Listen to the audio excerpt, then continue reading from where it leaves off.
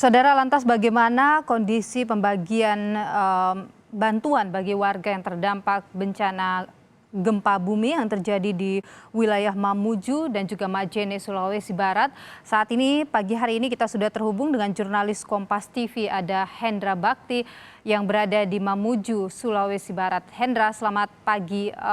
Bagaimana penyaluran bantuan bagi warga yang terdampak gempa hingga saat ini? Kabarnya ada kondisi jalan yang kemudian belum sepenuhnya pulih, ini menjadi salah satu hambatan. Benar demikian?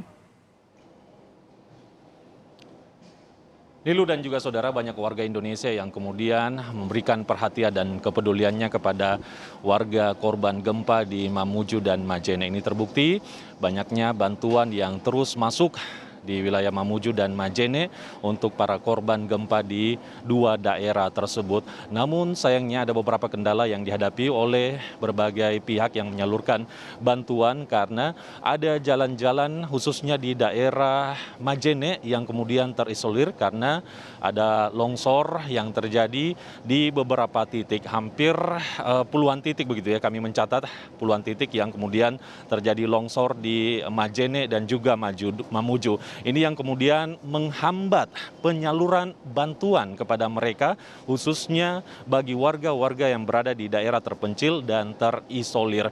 Untuk mengatasi hal tersebut, kemudian dilakukan pengiriman bantuan melalui udara, yaitu helikopter. Ada 4 helikopter milik TNI dan juga BNPB yang kemudian bolak-balik untuk menyalurkan bantuan-bantuan yang sudah masuk di Mamuju, Sulawesi Barat ini.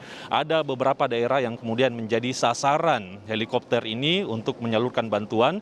Ada 3 kecamatan yang terisolir, yaitu Kecamatan Ulumanda dan Malunda di Kabupaten Majene dan juga Kecamatan Tapalang di Mamuju. Dan bantuan-bantuan yang dikirimkan oleh pihak TNI dan BNPB ini dilakukan setiap pesawat atau setiap helikopter melakukan penerbangan sampai 8 kali untuk menyalurkan bantuan-bantuan yang sudah ada di Mamuju. Bantuan sendiri diberikan berupa bahan sembako atau kebutuhan-kebutuhan yang dibutuhkan oleh para warga, selimut, popok, dan juga berbagai kebutuhan lainnya yang ditujukan kepada warga-warga yang terisolir, yang memang benar-benar belum mendapatkan bantuan sama sekali. Warga di 5 desa, misalnya di Kecamatan Ulumanda, yang kemudian merasa bahagia ketika mereka sudah mendapatkan bantuan yang disalurkan via helikopter. Saat ini sendiri, hingga hari ke-8 pasca gempa magnitudo 6,2 di Mamuju dan Majene, masih akan dilakukan penyaluran bantuan melalui helikopter yang menyasar ke daerah-daerah terpencil dan terisolir. Untuk menyalurkan bantuan ini melalui darat memang sangat tidak memungkinkan karena kondisi jalanan di beberapa kecamatan tersebut memang rawan longsor maksud saya. Jangankan pada saat gempa, di hari-hari biasa saja titik-titik yang ada di pegunungan di jalan-jalan tersebut sudah sering terjadi longsor, apalagi di saat gempa saat ini. Untuk itu diharapkan seluruh warga yang sampai hari ini belum tersentuh bantuan di beberapa kecamatan dan desa yang terisolir untuk kemudian memberikan informasinya agar tim TNI dan BNPB mendapatkan informasi daerah mana saja yang benar-benar sangat diprioritaskan karena belum mendapatkan bantuan sama sekali. Nilu. Baik, Hendra, Presiden Joko Widodo sempat menjanjikan akan memberikan bantuan dalam bentuk dana begitu kepada masyarakat terdampak gempa. Bagaimana dengan hal ini? Anda pantau apakah sudah mulai disalurkan? Apakah masyarakat juga sudah mengetahui terkait dengan hal ini?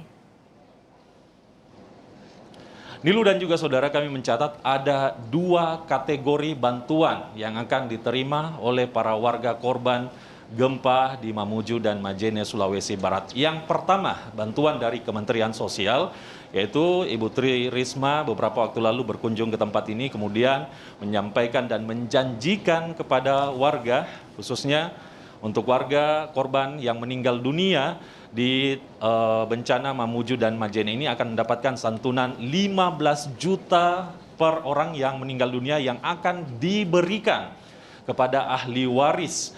Namun prosesnya saat ini masih dilakukan pendataan tentunya ini masih terus belum bisa diberikan kepada ahli waris yang meninggal dunia karena saat ini pendataan korban meninggal dunia ini masih terus terjadi. Sampai saat ini sendiri ada 91 orang yang dinyatakan meninggal dunia dalam musibah atau bencana di Mamuju dan Majene ini, dan 91 ini sudah terdata. Untuk itu, para warga atau ahli waris yang kemudian ada keluarganya yang meninggal dunia, segeralah untuk melapor untuk kemudian nantinya bisa masuk dalam daftar penerima bantuan dari Kementerian Sosial. Selain dari Kementerian Sosial, ada juga bantuan yang rencananya akan diberikan kepada warga yang rumahnya rusak ringan, rusak sedang, rusak berat, yang masing-masing jumlahnya 10 juta, 25 juta, dan 50 juta,